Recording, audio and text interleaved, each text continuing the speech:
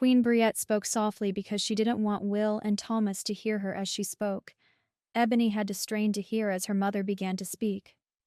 On the night that you were born, the seer, Oraboween the Gracious, arrived at the palace. She was insistent on seeing you. King Liam was hesitant because it was not normal for seers to come to the castle and prophesy over a child unless it was a male heir. Finally, he conceded, and he allowed her to come into the room where I was holding you on the birthing bed. It was a stormy night, added Elsie. Oraborn had traveled a long distance to see you. Yes, that is true. She had been to the kingdom of Lari awaiting the birth of King Paran's first child, whom she had already seen to be a son. But as soon as she heard that I was close to giving birth, she left the kingdom of Lari, which was also odd because you were not a male heir and she knew that. Both of you have told me that story many times, said Ebony impatiently. So far I haven't seen any good come out of the prophecy. Queen Briette ignored Ebony's outburst and continued the story. When Oraborn saw you, her eyes lit up strangely. She seemed to go into a trance and stood that way for at least a quarter of an hour. The king was beginning to become concerned that there was either something wrong with her or with you. We didn't know what was going on with her. I remember, Elsie said. I was about to take Ebony from you when suddenly she seemed to wake up. She snatched Ebony out of my arms and cuddled the baby, singing in some strange language over her. Queen Briette nodded. She was speaking the ancient language Hosentos used during the time of the dragons. It was very guttural, and at first we thought she was going crazy because, well, she sounded crazy. How did you find out that she was speaking the ancient language of the dragons Hosento? Asked Ebony. She had heard that part of the story many times. She had always been curious about that particular part of the story but had never asked before. When she came to the birth of your brother Edwin, shortly before she died, she told me herself. Queen Briette sighed. She had lived so long everyone thought she would never die. When she explained that and some other things in a private conversation, she also informed me that she was going to die soon. She made me promise not to tell anyone. It was an easy promise to keep because I didn't believe her. Why would she tell you any of that? Ebony asked sarcastically. She wasn't sure if she believed anything that her mother was saying. Because what you don't know is that she also came to my parents and spoke over me when I was a babe. She spoke over you? Asked Ebony incredulously. You weren't even born of royal blood. Elsie looked at Queen Briette in surprise. You were born a commoner? Queen Briette looked self-conscious. This was a secret that King Liam and the Queen had kept to themselves. How do you know that? Because Nova told me a long time ago. I just wasn't sure that it was true. But I can tell by your reaction it is. Continue with your story. Who is Nova? Queen Briette demanded. Nova is my dragon. Never mind about that. You were saying? The Queen paused, but then she decided that any questions about Ebony's dragon could come later. It was obvious Ebony wasn't ready to say anything more about her. My parents were sheep herders in Arcana. The prophecy was that I was going to be the mother of a great queen. My parents rarely spoke of it because my father did not believe that Oraborn knew what she was talking about. She told my parents that they were of the lineage of a lost royal line. I don't know much more than that. So how did father keep it secret from his parents that you were a common-born child? This was also another thing that Ebony had wondered many times about.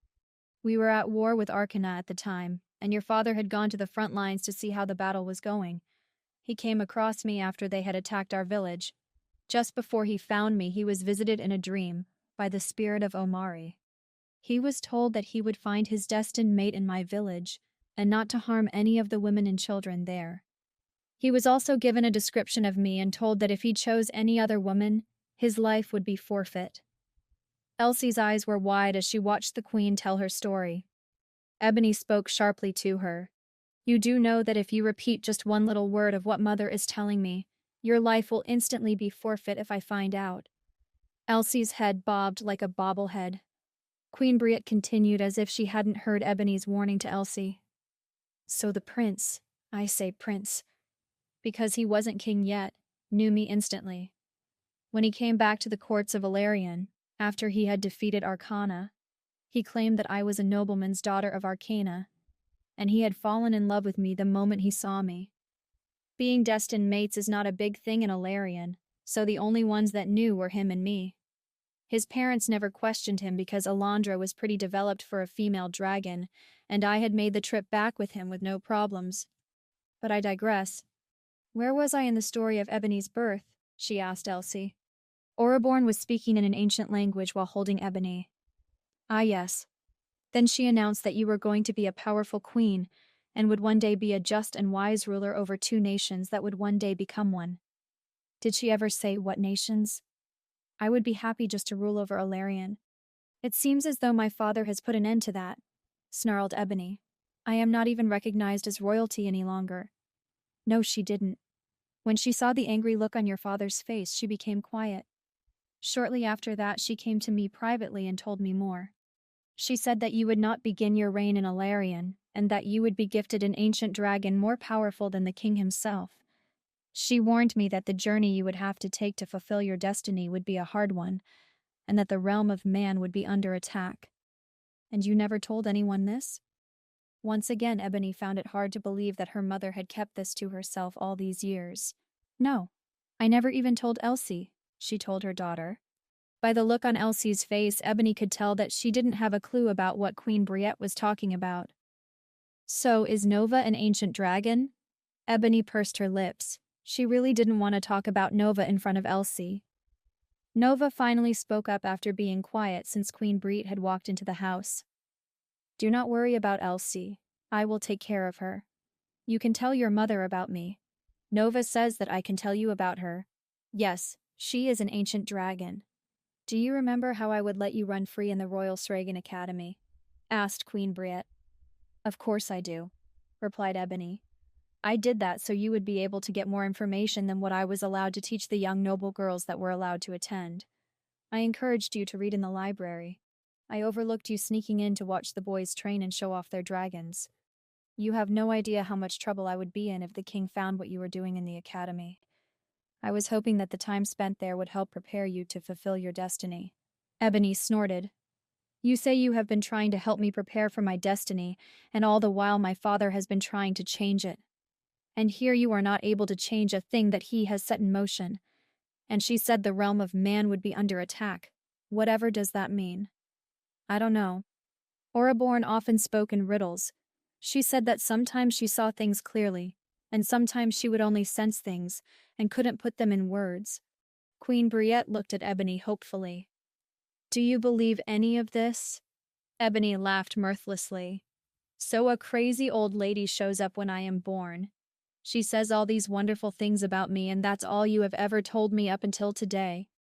Now you say she says that my journey will be difficult, and that the realm of men will be under attack. Well, if being stripped of my royal titles amid being banished from my home is part of my destiny, no thank you. I am done. Nova huffed but kept silent. Any hope that Queen Briette had been feeling vanished like the wind. She had been hoping that the words that she came to tell her daughter would encourage her. It only seemed that she was making things worse. I don't know what to say. Things do look really bleak right now. Maybe if you knew the rest of what Oreborn has told me, you might understand that your destiny of greatness is not over. Yea, right, mocked Ebony. It looks like now my destiny is to be mated with the first man that walks up to the castle. The way my luck has been going, the first man to walk up and marry is probably going to be someone terrible that I am going to have to eventually kill, so I can be rid of him. Queen Briette gasped. You don't know that. He may be your destined mate. Well, according to Nova, my mate was here for the ball and he chose to take another woman with him, so that isn't likely. Ebony stood up and handed the blue gown to her mother. She had stripped all but a few of the smaller sapphires and diamonds off of the gown. Thanks for the gems and the food, she said sarcastically. I am sure they will help me fulfill my destiny. If you don't have any more encouraging words to offer me, maybe you should leave before Father finds you missing from your rooms. You have fulfilled your destiny and given birth to a great queen. Bow before your queen. Oh, that's right, don't bother. I am not even a princess anymore. Queen Briette was speechless. Elsie wanted to give Ebony a piece of her mind, but she bit her tongue, literally. It was all she could do not to give that arrogant girl a scolding. She had half a notion to grab that basket of food and take it with her and scatter it in the streets for the rats. At that moment, she felt the rats were more deserving than Ebony. The taste of blood in her mouth was as disgusting as how she felt about the former princess. Queen Bree took the gown from her. May the dragon gods be with your dragon, because she is going to need all the help she can get to help you live to be the queen you are destined to be. Come on, Elsie, let's get back to the palace. Yay, Elsie. Get back to the palace, Ebony said as Elsie walked to the door and knocked for the guards to let the queen and her out.